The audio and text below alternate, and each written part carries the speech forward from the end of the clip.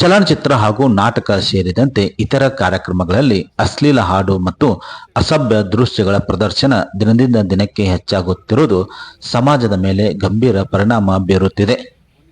ಮಕ್ಕಳು ಮತ್ತು ಮಹಿಳೆಯರ ಮೇಲೆ ಗಂಭೀರ ದುಷ್ಪರಿಣಾಮ ಬೀರುತ್ತಿದೆ ಎಂದು ಕಲಾವಿದರಾಗಿರುವಂತಹ ಪ್ರದೀಪ್ ಹಿರೇಮಠ್ ಆತಂಕ ವ್ಯಕ್ತಪಡಿಸಿದ್ದಾರೆ. ಬಾಗಲಕೋಟೆಯ ನವನಗರದ ಪತ್ರಿಕಾ ಭವನದಲ್ಲಿ ಮಾಧ್ಯಮಗಳೊಂದಿಗೆ ಮಾಹಿತಿ ನೀಡಿದ ಅವರು, ಅಶ್ಲೀಲ ಗೀತೆಗಳು ಮತ್ತು ಹಾಸ್ಯಗಳಿಂದ ಮಕ್ಕಳ ಮನಸ್ಸು ತಪ್ಪು ದಾರಿಗೆ ಹೋಗುವಂತ ಭೀತಿ ಹೆಚ್ಚಾಗಿದ್ದು, ಮಹಿಳೆಯರು ಸಾರ್ವಜನಿಕರ ಸ್ಥಳದಲ್ಲಿ ನಿರ್ಭಯವಾಗಿ ಸಂಚಾರ ಮಾಡಲು ಸಾಧ್ಯವಾಗುತ್ತಿಲ್ಲ. ಈ ಹಿನ್ನೆಲೆಯಲ್ಲಿ ಕನ್ನಡ ಮತ್ತು ಸಂಸ್ಕೃತಿ ಇಲಾಖೆಯ ಸಚಿವರು ಹಾಗೂ ಮಹಿಳಾ ಮತ್ತು ಮಕ್ಕಳ ಅಭಿವೃದ್ಧಿ ಇಲಾಖೆಯ ಸಚಿವರು ಇಂಥ ವಿಷಯ ಗಂಭೀರವಾಗಿ ಪರಿಗಣಿಸಿ ಮುಖ್ಯಮಂತ್ರಿ ಗಮನಕ್ಕೆ ತಂದು ಸೂಕ್ತ ಕ್ರಮ ತೆಗೆದುಕೊಳ್ಳಬೇಕೆಂದು ಒತ್ತಾಯಿಸಿದರು. ಇದೇ ಸಮಯದಲ್ಲಿ ಕಲಾವಿದರಾಗಿರುವಂತಹ ಆರ್ ಡಿ ಬಾಬು ಮಾತನಾಡಿ, ಮುಂದಿನ ದಿನಗಳಲ್ಲಿ ಇಂಥ ಕಾರ್ಯಕ್ರಮಗಳಲ್ಲಿ ನಡೆಯದಂತೆ ಕಟ್ಟುನಿಟ್ಟಿನ ನಿಯಂತ್ರಣ ಹಾಗೂ ಸ್ಪಷ್ಟ ಮಾರ್ಗಸೂಚನೆಗಳನ್ನು ಜಾರಿಗೆ ತರುವಂತೆ ಮನವಿ ಮಾಡಿಕೊಂಡರು.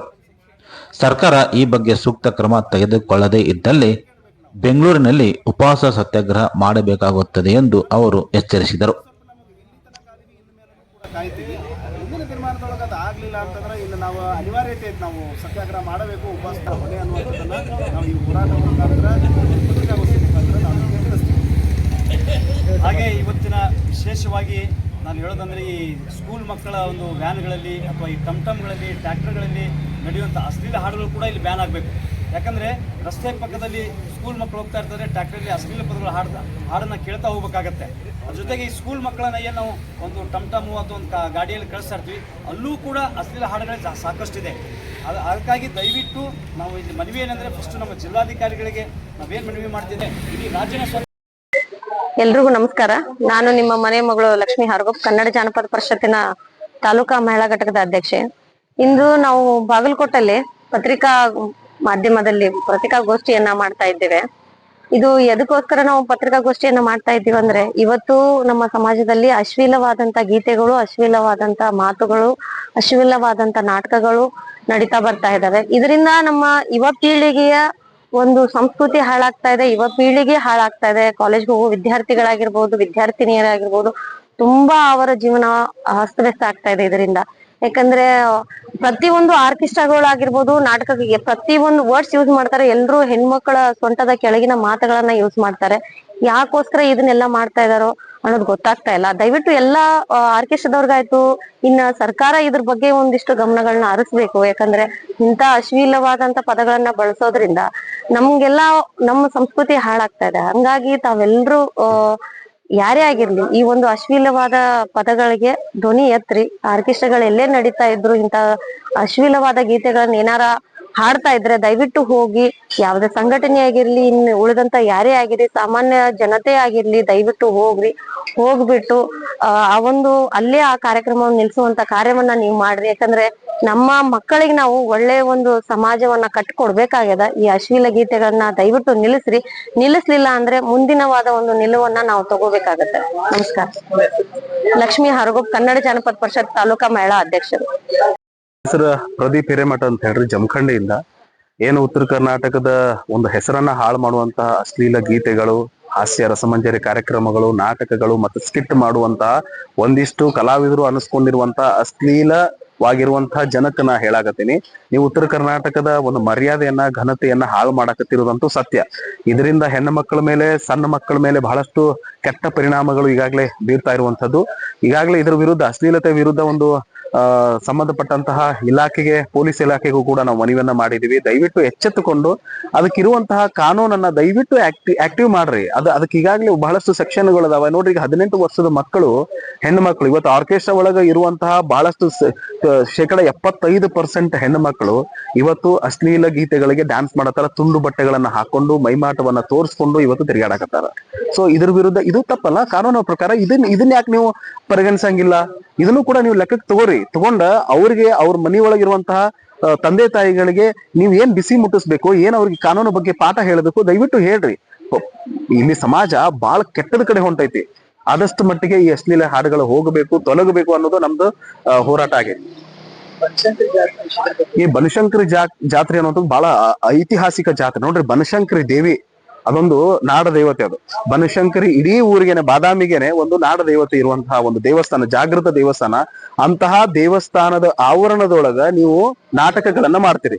ನಾಟಕದೊಳಗ ಬಳಸುವಂತಹ ಕೆಲವೊಂದು ಅಶ್ಲೀಲ ಡೈಲಾಗ್ಗಳು, ಹಾಸ್ಯ ಪಾತ್ರ ಅಂತ ಏನ್ ನೀವು ಹೆಸರಿಟ್ಕೊಂಡು ಮಾಡ್ತೀರಿ, ಅಂತಹ ಅಶ್ಲೀಲವಾದ ಡೈಲಾಗ್ಗಳನ್ನ ಹೇಳ್ತೀರಿ. ಪಕ್ಕದಲ್ಲಿ ಹೆಣ್ಣು ಮಕ್ಕಳ ಕ್ಯಾರೆಕ್ಟರ್ ಜೊತೆ ನೀವು ಮಾತಾಡಿಕೊಂಡು 4 ಗೋಡೆಗಳ ಮಧ್ಯ ನಡಿಬೇಕಾಗಿರುವಂತಹ ಕೆಲವೊಂದು ಪ್ರಕ್ರಿಯೆಗಳನ್ನ ಬಹಿರಂಗವಾಗಿ ಮಾತಾಡ್ತೀರಿ ಅಂತಂದ್ರೆ ಒಂದು ಜಾಗೃತ ದೇವಸ್ಥಾನದ ಮುಂದೆ ಮಾಡುವಂತಹ ಕೆಲಸನ ನೀವು, ಇದು ಖಂಡಿತ ತಪ್ಪು. ಇದ್ರ ವಿರುದ್ಧ ನೀವು ಕ್ರಮ ತಗೊಳ್ರಿ. ಒಂದು ಕಡೆ ಇವತ್ತು ದೇವಸ್ಥಾನದೊಳಗೂ ಕೂಡ ಅದೇ ಪರಿಸ್ಥಿತಿ ನೋಡಿ. ದೊಡ್ಡ ದೊಡ್ಡ ಮಠ ಮಾನ್ಯಗಳು ಇವತ್ತು ಯಾವ ಕಡೆ ಹೋಗಕತ್ತವ. ಮಠ ಮಾನ್ಯಗಳು ಮೊದಲ ದೇವಸ್ಥಾನದ ಭಕ್ತಿಗೀತೆಗಳನ್ನ, ಭಾವಗೀತೆಗಳನ್ನ ಆಡಿಸಿದ್ರು. ಇವತ್ತು ಇಂಥ ಅಶ್ಲೀಲ ಹಾಡೋರ್ನ ಕರ್ಕೊಂಡ್ ಬರ್ತೀರಿ, ಅವ್ರಿಗೆ ಸಿಕ್ಕಾಪಟ್ಟೆ ಪೇಮೆಂಟ್ ಕೊಡ್ತೀರಿ. ಲೋಕಲ್ ನಿಮ್ಮ ಸ್ಥಳದಲ್ಲಿರುವಂತ ಕಲಾವಿದರಿಗೆ ನೀವು ಅವಕಾಶ ಕೊಡಾಕತ್ತಿಲ್ಲ. ಇಂಥವ್ರನ್ನ ಕರೆಸಿ ನೀವು ಇರುವಂತಹ ಸಂಸ್ಕೃತಿನ ಹಾಳು ಮಾಡಾಕತ್ತೀರಿ. ಇದು ನೀವು ಮಾಡ್ತಾ ಇರುವಂತದ್ದು ತಪ್ಪು. ಬಾಗಲಕೋಟೆಯ ನವನಗರದ BR ಅಂಬೇಡ್ಕರ್ ಸಭಾಭವನದಲ್ಲಿ ಜಿಲ್ಲಾ ಪಂಚಾಯತ್, ಜಿಲ್ಲಾಡಳಿತ ಮತ್ತು ಕನ್ನಡ ಮತ್ತು ಸಂಸ್ಕೃತಿ ಇಲಾಖೆಯ ಸಹಯೋಗದಲ್ಲಿ ವಿಶ್ವಕರ್ಮ ಅಮರ ಶಿಲ್ಪಿ ಜಕಣಾಚಾರಿ ಅವರ ಸಂಸ್ಮರಣಾ ದಿನಾಚರಣೆ ಸಮಾರಂಭ ಜರುಗಿತು. ಸಮಾರಂಭವನ್ನು ಲೋಕಸಭಾ ಸದಸ್ಯರಾಗಿರುವಂತಹ PC ಗದ್ದಿಗೌಡರ್ ಜ್ಯೋತಿ ಬೆಳಗಿಸುವ ಮೂಲಕ ಚಾಲನೆ ನೀಡಿದರು. ಈ ಸಂದರ್ಭದಲ್ಲಿ ಮುಖ್ಯ ಅತಿಥಿಯಾಗಿ ಆಗಮಿಸಿದ್ದ ಶಾಸಕ PS ಪೂಜಾರ್ ಅವರು ಅಮರ ಶಿಲ್ಪಿ ಜಕಣಾಚಾರಿ ಅವರ ಭಾವಚಿತ್ರಕ್ಕೆ ಪುಷ್ಪ ನಮನ ಸಲ್ಲಿಸಿದರು. ಈ ಸಂದರ್ಭದಲ್ಲಿ ಮಾತನಾಡಿದ ಅವರು, ಜಕಣಾಚಾರಿ ತಮ್ಮ ಕಲೆಯ ಮೂಲಕ ನಾಜೂಕಾದ ಹಲವಾರು ದೇವಾಲಯಗಳನ್ನು ನಿರ್ಮಿಸಿ ದಂತಕಥೆಯಾದಂಥ ಶಿಲ್ಪಿ ಇವರಾಗಿದ್ದಾರೆ. ಚಾಲುಕ್ಯರ ಹಾಗೂ ಹೊಯ್ಸಳ ಶೈಲಿಯ ದೇವಾಲಯಗಳನ್ನು ಬೇಲೂರು ಮತ್ತು ಹಳೇಬೇಡಿನಲ್ಲಿ ನಿರ್ಮಿಸಿದ್ದಾರೆ ಎಂದರು.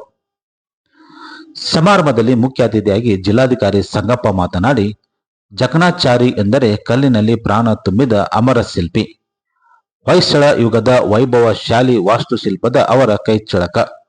ಅವರ ದೃಷ್ಟಿ, ಶಿಸ್ತು ಇಂದು ಕೂಡ ಕಲ್ಲಿನ ಗೋಡೆಗಳ ಮೇಲೆ ಜೀವಂತವಾಗಿ ಮಾತಾಡುತ್ತೇವೆ ಎಂದು ಅವರು ತಿಳಿಸಿದರು.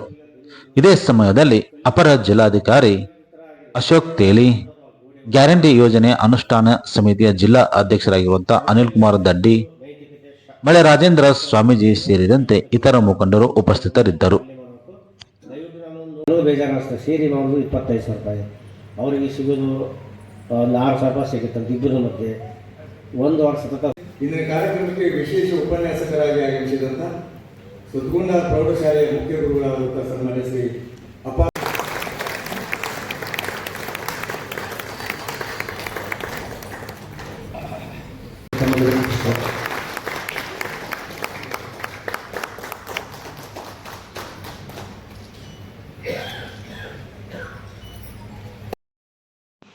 ನಾವು ಓದಿದ್ದು, ತಿಳಿದುಕೊಂಡದ್ದು ನಮ್ಮ ರಾಷ್ಟ್ರೀಯ ಗ್ರಂಥಗಳಾದಂಥ ರಾಮಾಯಣ, ಮಹಾಭಾರತ ನೋಡ್ತಾ ಇದ್ದೇವೆ. ದೇವತೆಗಳ ಸಹಾಯಕರಾಗಿ, ನಿರ್ಮಾತೃವಾಗಿ ವಿಶ್ವಕರ್ಮರು ಇವತ್ತು ನಮ್ಮ ಪುರಾಣದಲ್ಲಿ ನಾವು ನೋಡುವಂಥದ್ದು ತ್ರೇತಾಯುಗ, 4 ಯುಗಗಳನ್ನು ಓದ್ತೀವಿ ನಾವು. ಮುಂದಿನ ದ್ವಾಪರ ಯುಗದಲ್ಲಿ ಶ್ರೀಕೃಷ್ಣನ ದ್ವಾರಕೆಯನ್ನು ನಿರ್ಮಾಣ ಮಾಡಿದಂಥವ್ರು. ಶ್ರಮ ಇರಬೇಕು. ಒಂದು ಏನಿದೆ ನಮ್ಮದು ಗುಣಮಟ್ಟದ ಕೆಲಸ, ಕ್ವಾಲಿಟಿ ಆಫ್ ವರ್ಕ್. ಇವತ್ತು ನಾವು ಪತ್ತಾರ ಇರ್ಬೋದು, ಬಡಿಗರಿರ್ಬೋದು, ವಿವಿಧ ಕಸುಬುಗಳದಾವ ಇದರಲ್ಲಿ. ಬಟ್ ಪ್ರತಿಯೊಂದರಲ್ಲಿ ತಮ್ಮದೇ ಆದ ಶೈಲಿಯಲ್ಲಿ ನೈಪುಣ್ಯತೆ ಹೊಂದಿದ್ರೆ ಯಾವತ್ತೂ ಕೆಡಲ್ಲ. ಹ್ಯಾಂಗೆ ಚಿತ್ರಕಲೆಗಳು ಮಾಡ್ತಿರ್ತಾರಲ್ಲ, ಇವಾಗ ರವಿ ವರ್ಮ ಆರ್ಟ್ಸು ಒಂದೊಂದು ಚಿತ್ರಗಳು ಕೋಟಿಯಲ್ಲಿ ಮಾರಾಟ ಆಗ್ತವೆ. ಹಾಗೆ ತಮ್ಮ ಕಲೆಗೆ ಇವತ್ತೂ ಬೆಲೆ ಇಲ್ಲಂತ ನಾವು ಬಯಸಬಾರ್ದು. ಅದು ಬೆಲೆ ಇದೆ. ಅದಕ್ಕೆ ಹೇಳ್ತಾ ಇರೋದು ಗುಣಮಟ್ಟದ ನೈಪುಣ್ಯತೆ ಹೊಂದಬೇಕಾಗತ್ತೆ. ಆಮೇಲೆ ಒಂದು ನಮ್ಮ ಜಗತ್ತಿನಲ್ಲಿ ಮನೆ ಇರಲಿ, ದೇವರುಗಳು ಇರಲಿ, ಈ ಒಂದು ವಿಶ್ವಕರ್ಮ ಸಮಾಜದ ಅವರ ಸಹಾಯದಿಂದ ಯಾವುದೂ ಪೂರ್ಣಗೊಂಡಿರೋದು. ನಾವು ಸಹಾಯ ಬೇಕೇ ಬೇಕು. ದೇವಸ್ಥಾನ ಇರಲಿ, ಮನೆ ಇರಲಿ, ಅದು ಪೂರ್ಣ ಆಗಬೇಕಾದ್ರೆ ನಿಮ್ಮ ಸಹಾಯ ಬೇಕೇ ಬೇಕು ಪ್ರತಿಯೊಬ್ಬರು. ಇದೇ ಸಮಯದಲ್ಲಿ ಅಂಬೇಡ್ಕರ್ ಭವನದ ಹೊರ ಆವರಣದಲ್ಲಿ ಚಿತ್ರಕಲಾ ಹಾಗೂ ಶಿಲ್ಪಕಲಾ ವಸ್ತು ಪ್ರದರ್ಶನ ಮತ್ತು ಮಾರಾಟ ಮೇಳ ಆಯೋಜನೆ ಮಾಡಲಾಗಿತ್ತು.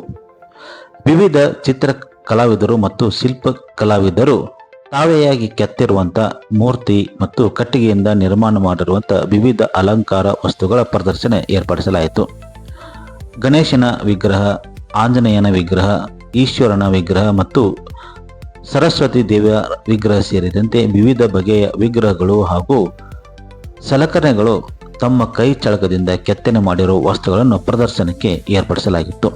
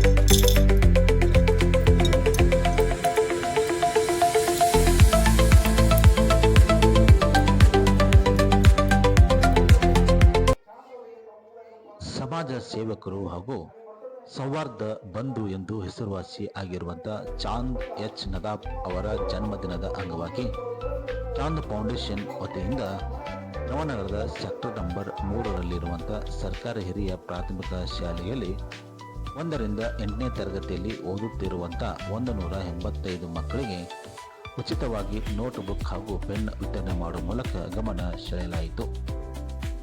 ಹೊಸ ವರ್ಷದ ಜೊತೆಗೆ ಚಾಂದ್ ಎಚ್ ನದಾಬ್ ಅವರ ಹುಟ್ಟುಹಬ್ಬದ ದಿನದ ಅಂಗವಾಗಿ ವಿವಿಧ ಶಾಲೆಗಳಲ್ಲಿ ಸಂಚಾರ ಮಾಡಿ ಮಕ್ಕಳಿಗೆ ನೋಟ್ ಬುಕ್ ವಿತರಣೆ ಮಾಡುವ ಮೂಲಕ ಸಮಾಜ ಸೇವೆಯನ್ನು ಮಾಡುವ ಜೊತೆಗೆ ತಮ್ಮ ಹುಟ್ಟುಹಬ್ಬವನ್ನು ಆಚರಿಸುವ ಮೂಲಕ ಗಮನ ಸೆಳೆದರು. ಸಮಾರಂಭದಲ್ಲಿ ಮುಖ್ಯ ಅತಿಥಿಯಾಗಿ ಯುವ ಮುಖಂಡರಾಗಿರುವಂಥ ನಾಗರಾಜ್ ಹತ್ಲಿ ಭಾಗವಹಿಸಿದರು. ಈ ಸಂದರ್ಭದಲ್ಲಿ ಮಾತನಾಡಿದ ಅವರು, ಸರ್ಕಾರಿ ಶಾಲೆಗೆ ಸೌಲಭ್ಯಗಳು ಸಿಗುತ್ತಿರುವುದು ಉತ್ತಮ ಕೆಲಸವಾಗಿದೆ. ಎಲ್ಲ ರಂಗದಲ್ಲಿ ಸರ್ಕಾರಿ ಶಾಲೆಗೆ ಮಾನ್ಯತೆ ಸಿಗಬೇಕಾಗಿದೆ. ಈ ನಿಟ್ಟಿನಲ್ಲಿ ಚಾಂದ್ ಅವರು ಮಾಡುತ್ತಿರುವ ಕಾರ್ಯ ಶ್ಲಾಘನೀಯವಾಗಿದೆ ಎಂದು ತಿಳಿಸಿದರು. ಇನ್ನೋರ್ವ ಅತಿಥಿಯಾಗಿರುವಂಥ ವಕೀಲರಾದ ರಮೇಶ್ ಬದ್ನೂರ್ ಮಾತನಾಡಿ, ಸರ್ಕಾರಿ ಶಾಲೆಗಳಲ್ಲಿ ಮೂಲಭೂತ ಸೌಲಭ್ಯಗಳ ಕೊರತೆ ಇದೆ. ಮಕ್ಕಳು ಸರಿಯಾಗಿ ಶಿಕ್ಷಣ ಸಿಗುವಲ್ಲಿ ಸೂಕ್ತ ಸೌಲಭ್ಯಗಳ ಅಗತ್ಯವಿದೆ. ಈ ಬಗ್ಗೆ ಸರ್ಕಾರ ಗಮನ ಹರಿಸಬೇಕಾಗಿದೆ ಎಂದರು. ಇಂತಹ ಶಾಲೆಗಳ ಮಕ್ಕಳಿಗೆ ಉಚಿತವಾಗಿ ನೋಟ್ ಬುಕ್ ಪೆನ್ನು ವಿತರಣೆ ಮಾಡುತ್ತಿರುವ ಕಾರ್ಯ ಶ್ಲಾಘನೀಯವಾಗಿದೆ. ಅವರ ಹುಟ್ಟುಹಬ್ಬವನ್ನು ವಿಶೇಷವಾಗಿ ಆಚರಣೆ ಮಾಡುವ ಮೂಲಕ ಚಾಂದ್ ನದಾಬ್ ಅವರು ಗಮನ ಸೆಳೆಯುತ್ತಿದ್ದಾರೆ.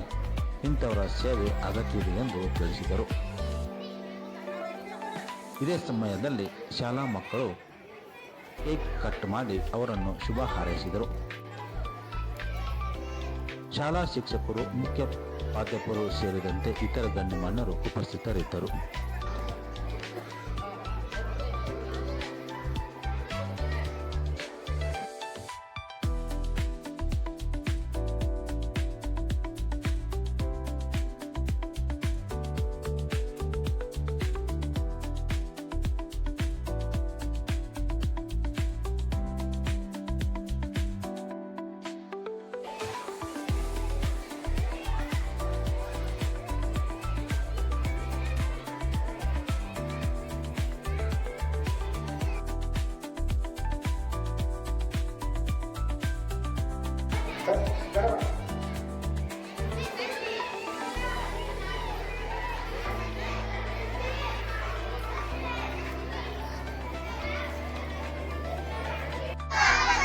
ಶುಭಾಶಯಗಳು ಚಾಂದ್ ಅಂಕಲ್ಗೆ ಇವರು ಹುಟ್ಟಿದ ಹಬ್ಬ ಇವತ್ತ 49 ವರ್ಷ ಇವತ್ತಿಗೆ ಮುಗಿದು ಇವ್ರು ಹುಟ್ಟಿದ ಹಬ್ಬಕ್ಕೆ ನಿಮಗೆ